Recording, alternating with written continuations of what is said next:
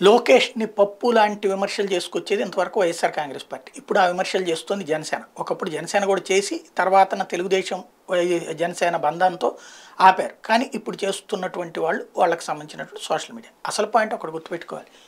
లోకేష్ అంత అమాయకుడు అనుకుంటే అంతకంటే తెలివి తక్కువతనం మనొకటి లేదు. లోకేష్ తెలివి తక్కువోడు అనుకోవడం మన తెలివి తక్కువతనం. అతనికి పక్కాగా తెలుసు. వాస్తవంగా ఇవాళ తెలుగుదేశం పార్టీని నడుపుతున్నది లోకేష్.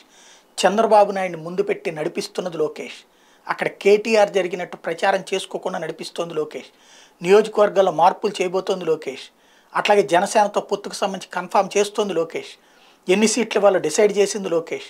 అట్లాగే ముఖ్యమంత్రి పదవి ఎట్టి పరిస్థితుల్లో పవన్ కళ్యాణ్కి ఉండటానికి వీల్లేదని తన తండ్రిని ఒప్పించి అధికారికంగా చెప్పింది లోకేష్. అట్లాగే సీట్లు కూడా 25 దాటినివ్వకుండా చూసేది లోకేష్. కాబట్టి లోకేష్ ఆధ్వర్యంలో తెలుగుదేశం నడుస్తుంది. లోకేష్ తెలివి తక్కువతనంతో మాట్లాడాడు, నోటి జారాడు అని మాట్లాడుకోవడం అంటే మన తెలివి తక్కువతనం అనేది గుర్తుపెట్టుకోవాల్సి ఉంది.